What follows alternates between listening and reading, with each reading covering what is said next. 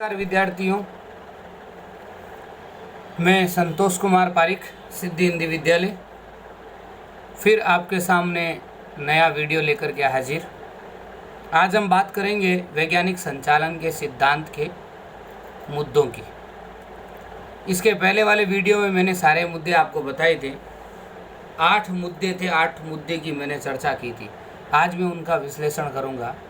वैज्ञानिक संचालन का सिद्धांत ये फ्रेडरिक टेलर ने दिया था, मैंने आपको पहले ही बता दिया था, और ये उनका एक क्रांतिकारी कदम था, क्योंकि वो रूढ़िगत परंपराओं से श्रमिक और मालिकों को दूर करना चाहते थे, और दोनों में वैज्ञानिक दृष्टिकोण से, वैज्ञानिक संचालन के सिद्धांत से दोनों में मेलजोल, एक सूत्रता बनाए रखने के लिए उन्होंने ये सिद्धांत दिया था।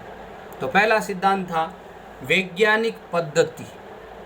वैज्ञानिक पद्धति क्यों अपनाई?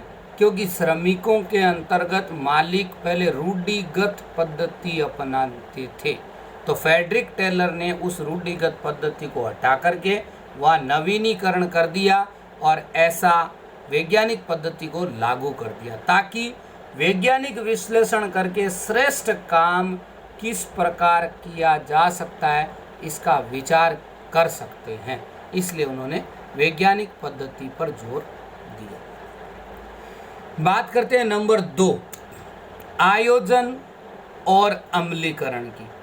अब आयोजन और अम्लीकरण में रूढ़िगत पद्धतियां जो चलती थी, तो रूढ़िगत पद्धति की तरह ही श्रमिक ही आयोजन और अम्लीकरण करे, इसके स्थान पर आयोजन का कार्य एक विशेषज्ञ से करवाना चाहिए, और श्रमिक और उसका मालिक उसका अमलीकरण करे, ऐसा होना चाहिए। कहने का मतलब है कि आयोजन और अमलीकरण रूढ़िगत परंपराओं के अंतर्गत या रूढ़िगत पद्धति में श्रमिक और मालिक करते थे।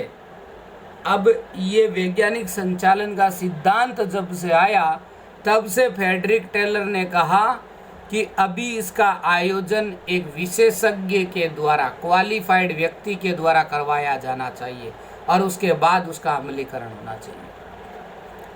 बात करते हैं अपन नंबर 3, कार्य विश्लेषण। कार्य विश्लेषण में कम खर्च और जल्दी काम, ये कार्य विश्लेषण उत्तम है। खर्चा कम हो और काम जल्दी हो, जिसमें समय निरीक्षण, गति निरीक्षण और थकान निरीक्षण का अध्ययन करके कम से कम लागत में उत्पादन की मात्रा को बढ़ाया जा सकता है। इसलिए कार्य विश्लेषण पे जोर दिया। बात करते हैं नंबर 4, प्रमाणीकरण।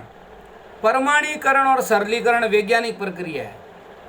प्रमाणीकरण और सरलीकरण वैज्ञानिक प्रक्रिया है, जो पूर्व होनी चाहिए, पहले होनी चाहिए। औजार, साधन, समय और कार्य की स्थिति, इसके बारे में प्रमाणीकरण करना अनिवार्य है, इसलिए प्रमाणीकरण की आवश्यकता पड़ी। नंबर 5, वैज्ञानिक चुनाव और प्रशिक्षण।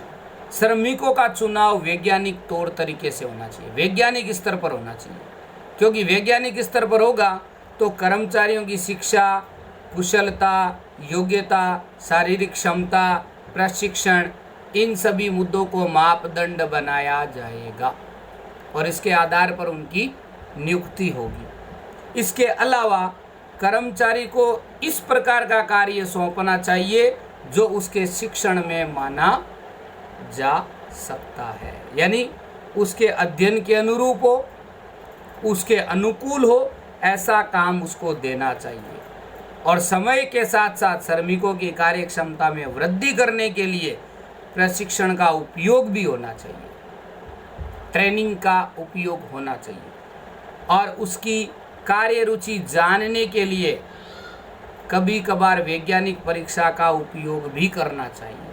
तो वैज्ञानिक चुनाव और प्रशिक्षण का मुद्दा फ्रेडरिक टेलर ने दिया। उसके बाद आता है नंबर 6, वित्तीय प्रोत्साहन। अब कर्मचारी जो संस्था में काम करता है तो तो कुशल कर्मचारियों को वित्तीय और अन्य प्रकार के प्रोत्साहन भी देने चाहिए। मतलब उनकी जो पगार है उस पगार में कुछ प्रतिशत बढ़ा करके उन्हें देना चाहिए, या तो प्रोत्साहन के तौर पर उन्हें कुछ इस प्रकार का प्रोत्साहन देना चाहिए जिससे हमारे व्यवसाय के अंदर कार्यक्षमता में वृद्धि हो और कर्मचारी का कार्य करने का मन करे। प्रत्येक कर्मचारी के व्यक्तिगत उत्पादन के आधार पर यह प्रथा होनी चाहिए कि कौन सा कर्मचारी कितना काम करता है, उसके आधार भी उसके साथ में इस प्रोत्साहन को लागू करना चाहिए। उसकी वेतन दर धारणाओं के आधार पर नहीं होनी चाहिए बल्कि वैज्ञानिक अध्ययन पर निश्चित होनी चाहिए। तो उससे कर्मचारियों में प्रोत्साहन की भावना बढ़ेगी और हमारी जो व्यावसायिक इकाई है उसमें उत्पादकता में भी वृद्धि होगी। बात करते हैं मितव्ययिता। मितव्ययिता का मतलब होता है कम खर्च। वैज्ञानिक संचालन के अमल के दौरान मात्र वैज्ञानिक और टेक्नोलॉजी का आधार ही ध्यान में न रखकर अल्प लागत पर भी जोर देना चाहिए कि खर्चा तो कम से कम हो और उत्पादन ज़्यादा हो। इसके लिए लागत अंदाज और लागत नियंत्रण इन पद्धतियों को सोचकर, विचार कर और विचलन ढूंढ कर उसका अध्ययन करके समाधान करना चाहिए। यह है मितव्ययिता। बात करते हैं लास्ट पॉइंट 8वां, मानसिक क्रांति। मानसिक क्रांति के बारे में मैंने आपको पहले ही बताया था जब अर्थ की बात की थी कि वैज्ञानिक संचालन किसी भी इकाई में या कारखाने में कर्मचारियों के पक्ष में संपूर्ण मानसिक क्रांति है। तो वैसे ही स्वामी और श्रमिक के मध्य लक्ष्य प्राप्ति के लिए मानसिक क्रांति होनी चाहिए। मानसिक सुमेल से स्वामी और श्रमिकों के मध्य तनाव में कमी की जा सकती है, टेंशन मुक्त किया जा सकता है और लक्ष्य प्राप्ति सरल हो जाती है। तो ये थे वैज्ञानिक संचालन के सिद्धांत, जो 8 मुद्दे थे। इसके पहले वीडियो में मैंने मुद्दे बताए थे और आज मैंने आपको इसका पूरा विस्तार से वर्णन किया है। इसके अलावा भी आपको मेरी PDF फाइल के जरिए ये तमाम पॉइंट्स भेजे गए हैं, उसमें भी आप अध्ययन कर सकते हैं और ज़्यादा से ज़्यादा इस समय का उपयोग करिए।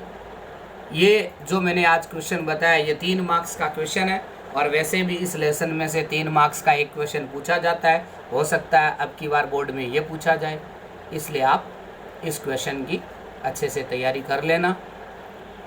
अब आज के वीडियो में इतना ही। नमस्कार, जय हिंद, जय भारत।